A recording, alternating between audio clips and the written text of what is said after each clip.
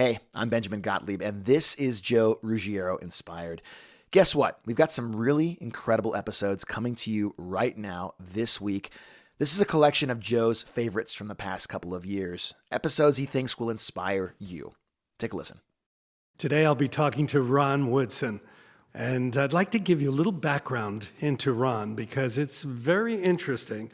Ron Woodson, principal and creative director of Ron Woodson Design, and formerly co-principal in the award-winning interior design firm Woodson and Rumefeld. House of Design is based in Los Angeles and Lisbon, Portugal. Now, Ron has been named top 10 African-American interior designers by the Black Interior Designers Network. He's also Interior Designer of the Year by the National Council of Arts and Hollywood's Top 20 Interior Designers by Hollywood Reporter.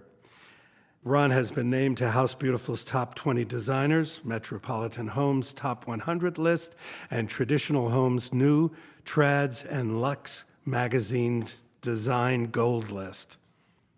California's Top 50 Tastemakers and Influencers by Modern Interiors Angelino Magazine.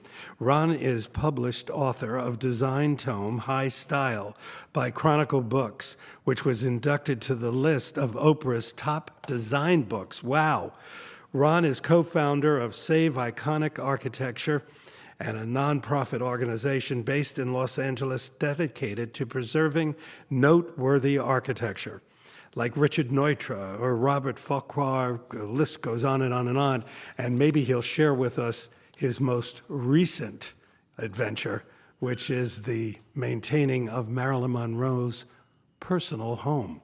So Ron, welcome to the podcast. Joe, thank you for having me. It's my pleasure. Now, before we get into your list of wonderful achievements, I'd like to go back to your youth, because you have a really interesting background.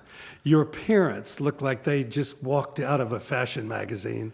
And I remembered you posted that shot on, I think, Instagram, and I was just so interested in it. They weren't professional models? No, they weren't professional models, but they loved fashion. My dad was a jazz musician, and my mother was a school administrator. And when they first met, they met at a jazz club on Central Avenue here in Los Angeles, and in the 50s. Native Californians. Native Californians. My mother was from Oakland. My dad was from Los Angeles. And before that, even, my grandfather was also a musician, but he was a classical musician. Wow. He played the tuba, the bass, trombone, piano, and when my dad would travel, a lot of times because he was also a studio musician, and a lot of times my mother would go with him, and I would stay with my grandparents, and I had to practice my standards on the piano. Like, I got to a point where I was like, oh, please, can I stay with my aunt, who was I called her my Auntie Mame, because she was that woman in my life. You know, she was just out there, traveled, and I just revered my aunt. And so I was like, can I just stay with Aunt Jen? And they were like, no, my grandparents wanted me with them. But they loved fashion, and hence where I got it from. Well, you also were taken to some incredible spots.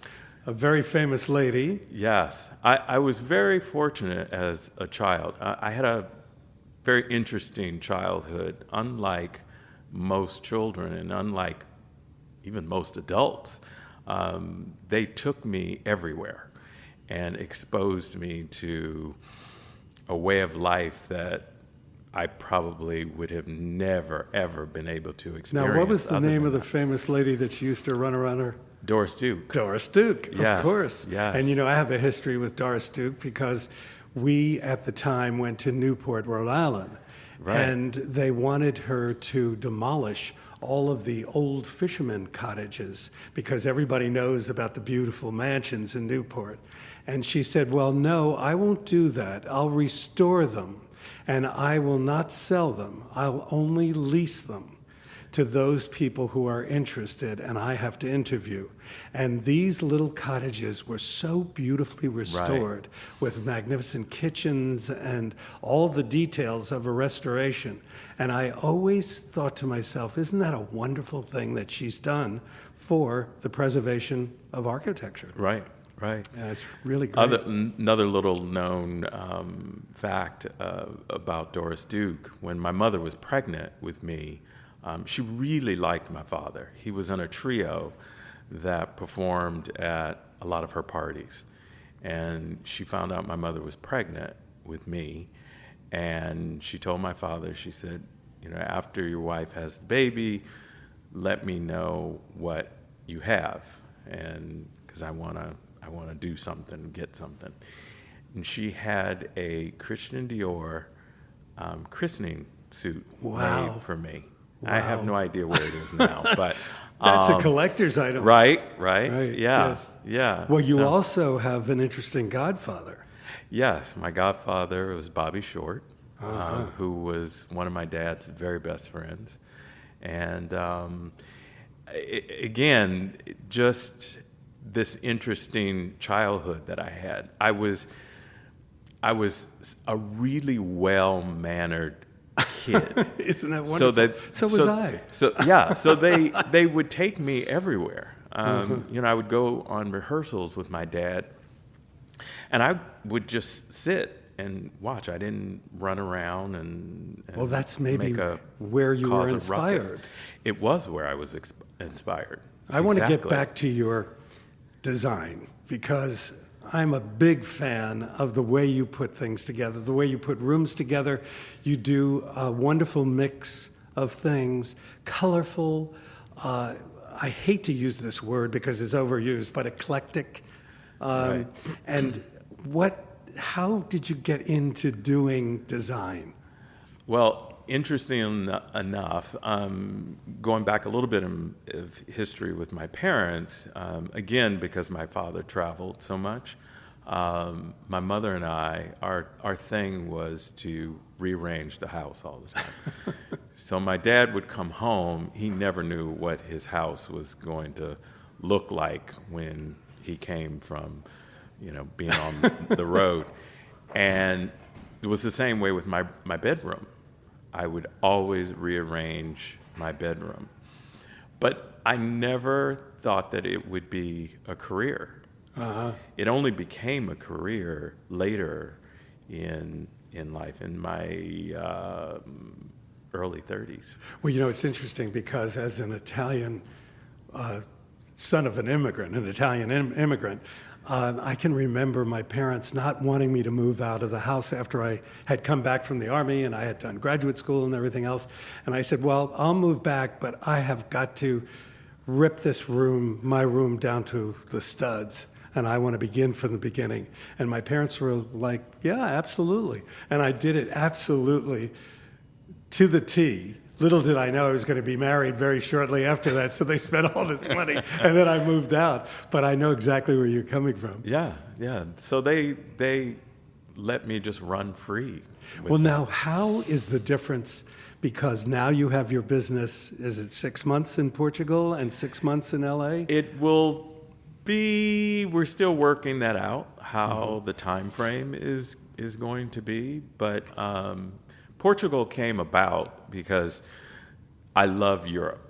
Yes. And always wanted to live in Europe. And it's one of those things, careful what you ask for. You may get it. And but I always thought it was going to be London.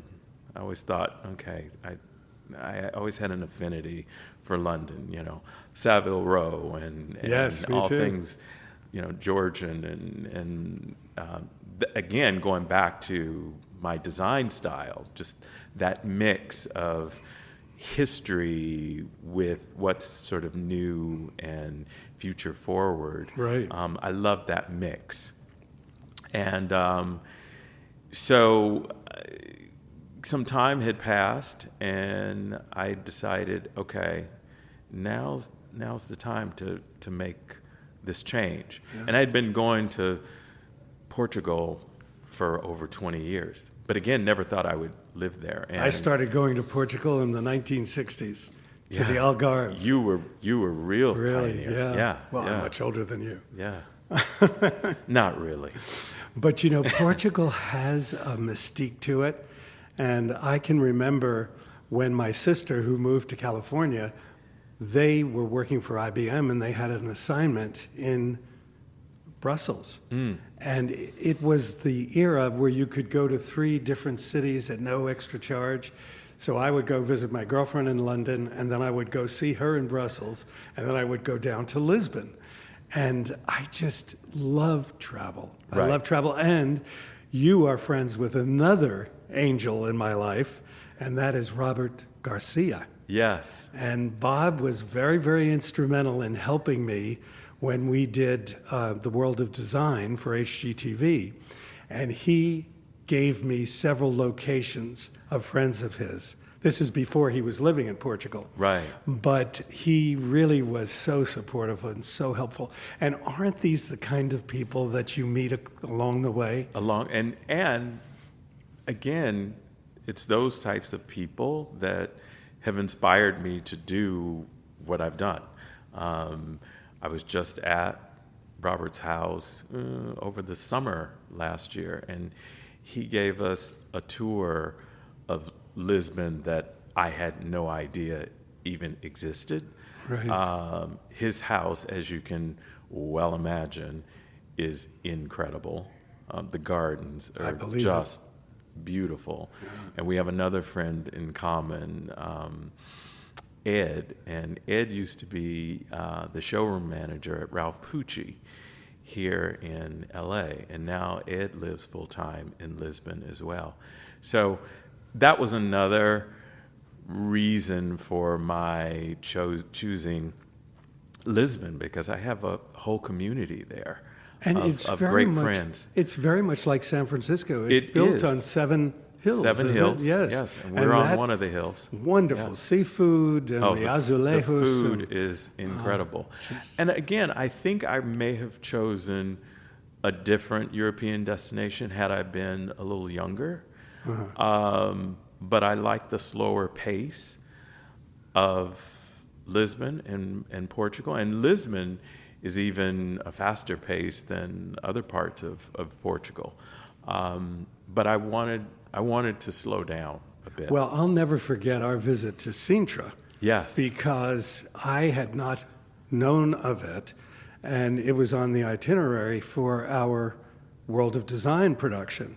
And at the risk of sounding like Shirley MacLaine, but I really feel that there was a vibe in Sintra. Yes. And it's where the kings, I guess, would vacation, Right. and these wonderful homes. Right. But my wife and I celebrated one of our anniversaries there, and it's something I don't think I will ever forget. It's a magical, very, magical very pretty. spot. In fact, we were looking at a weekend house in Sintra, but Sintra has a microclimate. And in the winter, it's really damp. Oh, really? Yeah, it's really damp. In the summer, it's beautiful, but I don't know if I can handle the dampness. Yeah, we were there Yeah, in the summer. but it's gorgeous. Yeah, it really is. The other thing that I love is, you're by plane, you're 2 hours away from Paris, London. Yes, Last year I exactly. was there and I went to Maison and I got on the plane and then I was 2 hours back to Lisbon. I was back to our apartment. Well, it's very centrally located. It's a terrific spot. Now, I would like to really delve into what you have learned. And I have so much respect for you because I tried to be a designer, interior designer, and now I design furniture and fabrics and whatever for manufacturers, which to me is much easier because Yes. I can't put up with the foibles of my clients. I just, Well, I'm with you there. But how are you've been so successful? I love my clients, but yes, I completely understand. So going back, You don't stress. the older I get, the less I stress, and the more particular I am in how I choose my clients. It's not Very just the way my client is choosing me. I'm choosing them in the same way. So if in the first 5 minutes of a design consultation, if I'm getting red flags that this isn't going to be a match, Right. I say thank you, but this just isn't going to I think that's work for honest. us. Yes. I really yes. do. And, I'm at a time in my life and in my career that I can do that. Years ago, when first starting out, I had to take whatever came. Yeah. And, but those were great learning lessons, where I learned what I would tolerate and what I wouldn't. And I'm glad I had That's it. the secret. Yes. I can remember, and I can't mention any names because they're two famous designers. One worked for another, and she was a woman, and I'm not being sexist, but he went through her elaborate color schedule for this apartment in San Francisco. And went over it and this and that and swatches and blah, blah, blah, blah, and room flow, et cetera, et cetera. Well, when they got to the location in San Francisco, she had seen he had put paint chips on each of the walls, and she said, oh, no, this is all going to change. And he said to her, well, you had approved this before we left. She said, that was in Los Angeles, not in San Francisco. There's a different light here. See, I could not put up with that. Right. I couldn't do it. I'd be out the door. I don't know. Yeah. But you have wonderful patience. So I think that you were taught well. And, again, a lot of it was self-taught, and then I went back to school. So my first degree is in finance. Ah. Yeah. That always helps. Yes. I have a business degree. And then, again, I always had this creative side. But I went into corporate life at 19 years old. Wow. I had an economics professor who took a shine to me and got me my first corporate job at 19. And I was in corporate life until my early 20s. Yeah, 23, 24. That's a good time to jump. And it was just never what I wanted. Yeah. It was never what I sought out to do. I come from a family of entrepreneurs, Right. and musicians, and they always stressed that I had to have my own business. Well, I call it fire in the belly. And I have 3 children and I have 5 grandchildren. And that's the thing I like to instill in each of them, is that you've got to love what you do. Exactly. And I think that separates us from perhaps some of the Europeans. And I don't want to be too specific because my son-in-law, God love him, he's French. But the French work to retire. Right. We in America work because we love what we're doing. And at a ripe old age that I am, I have no sense of retiring. And I can remember Julia Child, and they asked her, well, when are you going to retire? She said, there's no need to. I don't want to retire. I love what I do. I love what I do. Right. And I think that is so important. And I'm glad I figured it out early enough to be able to enjoy this career. Because Yes. design has brought me a wonderful life.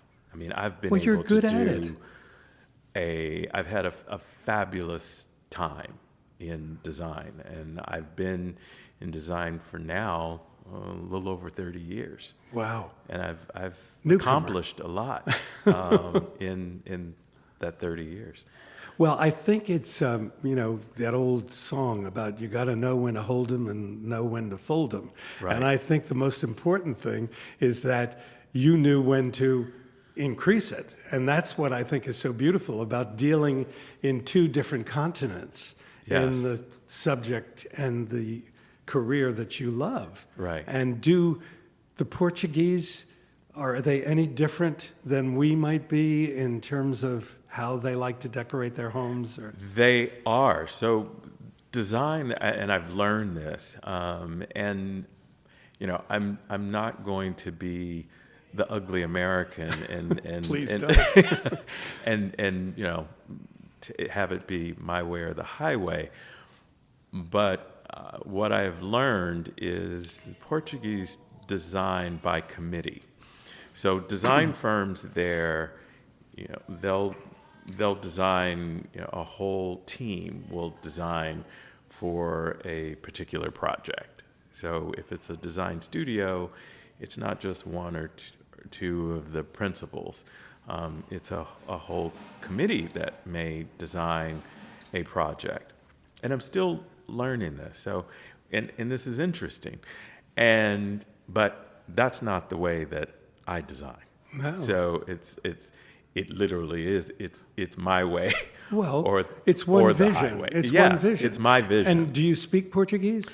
I'm learning. It's very difficult. It's a very difficult. As a very matter of fact, difficult. when I went to Portugal, because I have 5 years of Spanish, Right. I thought, oh, this is going to be a piece of cake. But it's not Spanish. No. And all I came away from Portugal with was cachaça. Well, and the dialect is very different. The Portuguese dialect It's is very guttural. different. It is. Yeah. Than the Brazilian Portuguese dialect. Ah. Yeah. But it's similar. Yes. But so here's a way of looking at it. Like you said, it's a little more guttural. It's from Right. the throat. So like Mexican Spanish is more rhythmic and Yes. sing-songy, whereas Spanish and Castilian is more gruff. And a lisp. And yes. Yes. So that's the difference between Portuguese and Brazilian Portuguese. Well, I did learn bon dia. Yeah. And instead of buenas tardes. Right. Buenos dias. But I did find that to be interesting, but a wonderful attitude. Yes. I found them very sweet people, very kind, very helpful. Yes. And so I think you're in the right spot. Well, they're very interesting in that they don't have a problem with Americans and English-speaking people. So, and you can get by. So, I was there last year for 3-4 months getting living situation together, and going out and buying furniture, temporary furniture before the container comes from the States, and I thought, oh, I'm gonna have a little bit of a problem with the language barrier. I didn't have a problem at all. Google Translate was my friend. Of course. You didn't go to IKEA? I didn't go to IKEA. Well, no, I take that back. I did have to go to IKEA for some necessities for the kitchen, Right, and right, that which kind of is thing. wonderful. Yeah, but I've gotten situated, and it flowed really easy. Well, and if you're still looking, there was a wonderful vineyard for sale.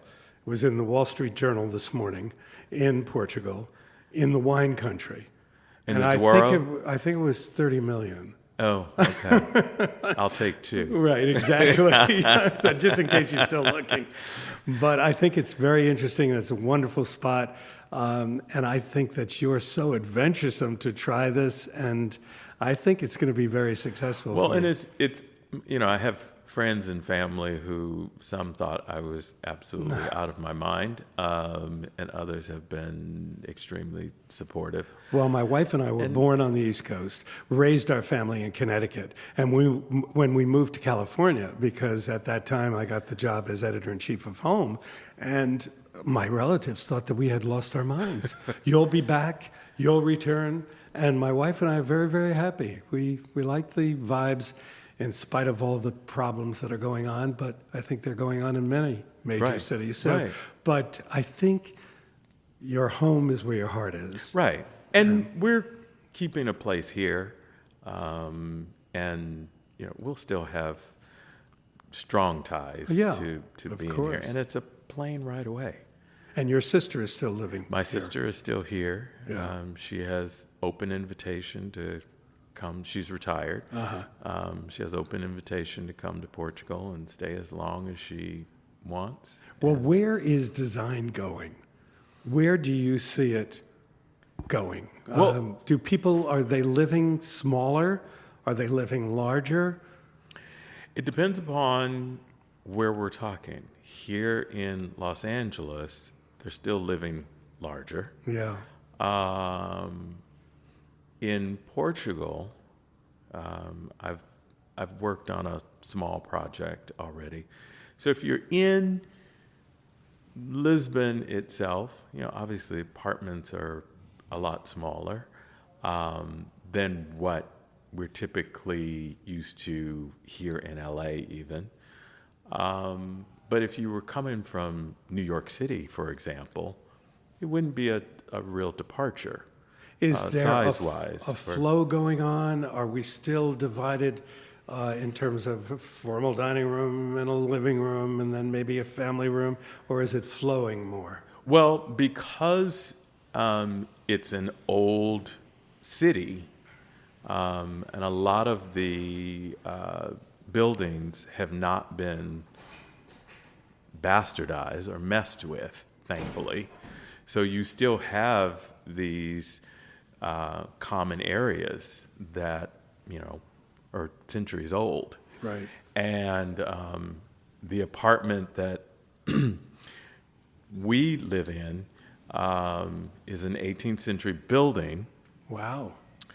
but it was redone by a famous Portuguese architect in 2018.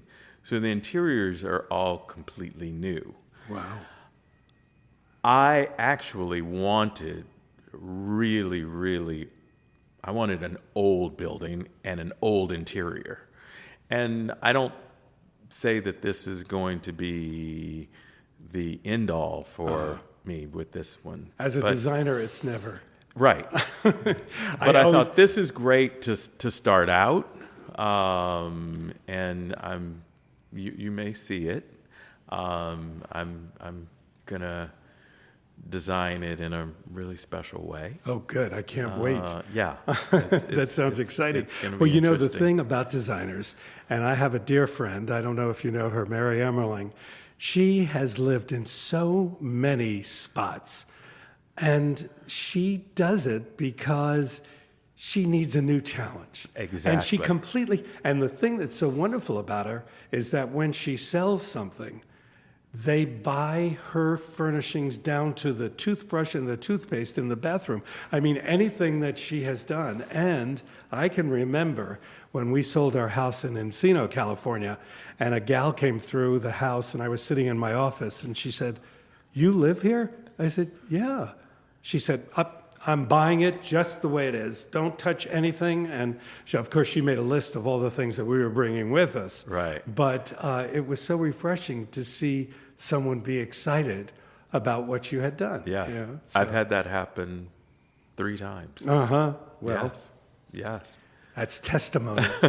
Well, as you know, this podcast is called Inspired. I want to know what inspires you, or what has inspired you. What inspires me is my travel. My travel has inspired my design sensibilities. It has inspired my view of the world and how I view the world. I'm so interested in other cultures and learning about how other people live. It's the and- education of your eye, which Exactly. is the window to your soul. And I So- think going back to what you'd asked me earlier about how I do this mix of eclecticism in my design, that's where it comes from. It comes Yeah. from all of the years of travel. I don't remember a time when I didn't have a passport Well, you know, in the old days in England, they would go on the grand tour. Right. And they would buy things and collect all these things and bring them back. Yes. And I think that's where that eclecticism comes from, because I'm a believer of that. And, you know, I don't like to talk about the shoe peddler's own children, but in my home, we have pieces that have been given to us from family members, mixed up Yes. with a few things that I've designed, because people come into the house, what have you designed? And I said, well, all of it, you know, but none of it. Right, right. So I think that that is just so charming. I'm so happy that I've gotten to meet you after all these years. I know. And to be continued. Yes, And thank you for please. joining us. Thank you for having me. I've followed you for many, many years, and I'm glad to be When you were a sitting little here. kid. Yes. Glad to thank- be sitting here with you. Thank you so Joe. much, and thanks to the wonderful people at the Calabasas Country Club for making this all possible. Yes. Thank you. Thank you.